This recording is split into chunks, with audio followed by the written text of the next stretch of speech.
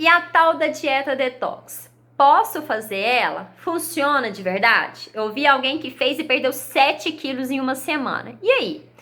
Vamos entender aqui qual que é a real desse ponto aqui, galera. Primeiro ponto.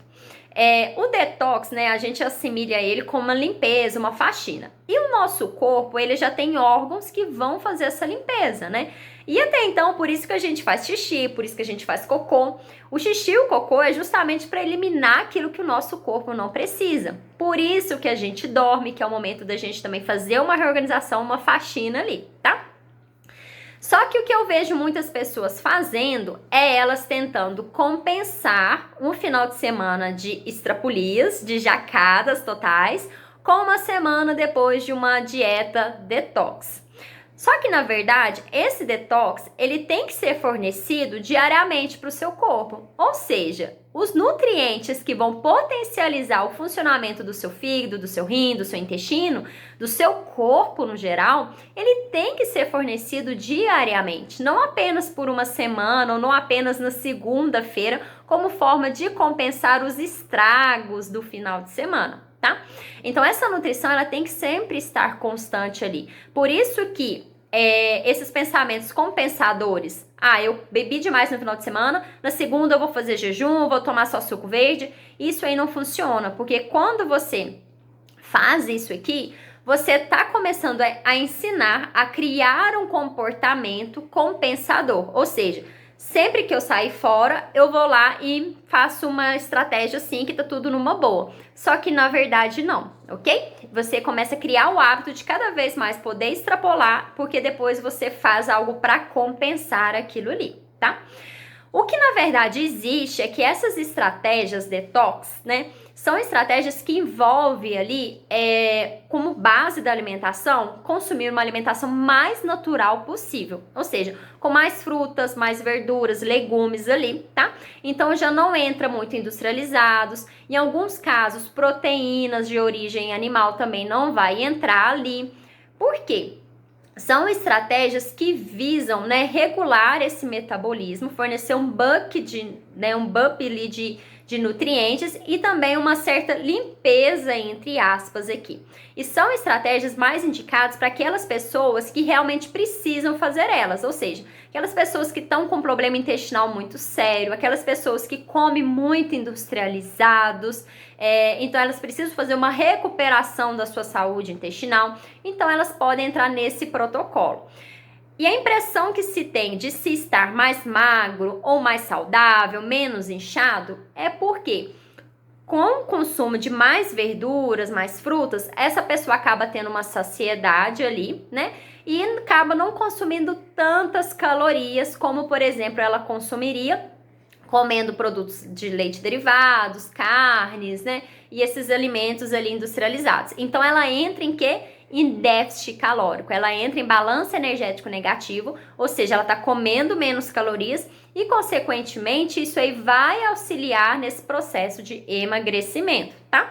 Mas não é simplesmente reduzir calorias, tá, pessoal? Depois eu vou deixar um vídeo aqui mais pra frente explicando pra vocês como funciona esse cálculo aí, pra vocês entenderem um pouquinho mais, tá? Mas então aguarda aí o próximo vídeo. Mas outro fator aqui, além dessa questão, é que nesses protocolos a pessoa tende a ter que consumir mais água, chás, águas saborizadas, e com isso faz com que essa pessoa consiga ali se hidratar mais, que muitas vezes não era o que ela fazia, né? Ela vai se manter um pouco mais saciada também, evitando as beliscadas, ou seja, evitando comer calorias em excesso ali também. E esse corpo, esse metabolismo começa a rodar, a funcionar. Porque é muito comum a gente ver pessoas que bebem pouca água, né? E com isso o metabolismo ele acaba ficando mais baixo, né? Mais xoxo ali, porque ele não entende o que está acontecendo com essa pessoa, então ele acaba reduzindo porque não sabe quando ela vai conseguir beber água ali de novo, então acaba retendo essa água e a pessoa fica mais inchada. Quando ela começa a beber água de maneira adequada, ela vai ter essa sensação de desinchaço ali também, tá? Outro ponto que alguns itens, eles demoram mais tempo a serem digeridos, como as proteínas, ok? Como itens derivados de glúten, lactose ali. Então, se você tiver uma certa intolerânciazinha a esses alimentos, né? Ou tem uma alimentação muito rica em proteínas, come proteína em excesso, por exemplo, num domingo ali de churrasco, a tendência é realmente você sentir essa barriga um pouco mais inchada, mais estufada. Porque são itens que têm uma certa... demoram um pouco mais a serem digeridos e a serem absorvidos, ok? Por isso tem essa sensação de inchaço ali. Mas não necessariamente são itens que vão estar ali te trazendo malefícios, te prejudicando, a não ser que seja em excesso, ok? E até então, puxa aqui uma ressalva que alimentos sem glúten e sem lactose são indicados para pessoas que realmente têm intolerância a esses itens, né? A esses nutrientes aí. Então, se você tem intolerância, você retira. Caso não tenha, não há necessidade de retirar esses itens da alimentação.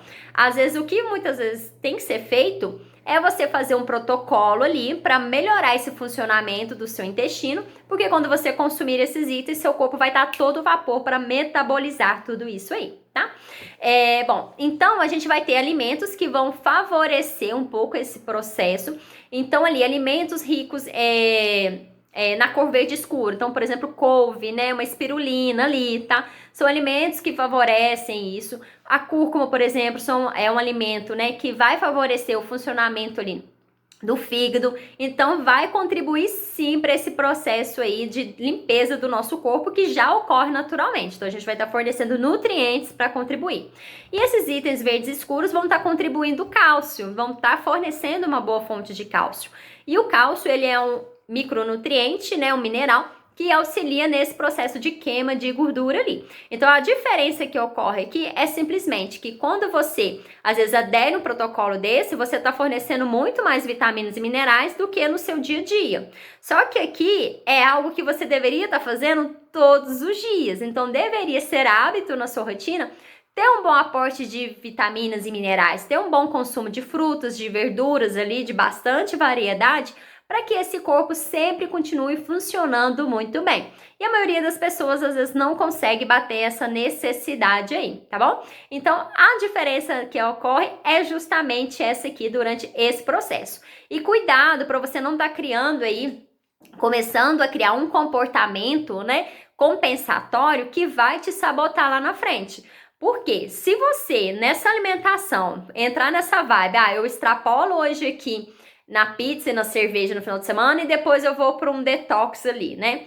Isso aqui vai fazer com que toda vez você se permita a extrapolar, a comer sem controle, porque você acredita que depois já tem a solução, só que na verdade você tá fazendo ali um estímulo, criando o comportamento de sempre estar extrapolando e fisiologicamente, você pode não estar fornecendo vitaminas e minerais nos momentos certos, nas quantidades certas. Porque o dia que você está ali só no aproveitamento, só comendo ali tudo fora do planejamento, né? Você não está fornecendo boas quantidades de vitaminas e minerais. E às vezes no dia que você decide fazer esse detox, você também está deixando faltar alguns outros macronutrientes, como proteínas e carboidratos. Então, você acaba sempre estando desequilibrado essa alimentação aí nutricionalmente, o que vai atrapalhar fisiologicamente o funcionamento do seu corpo, tá bom?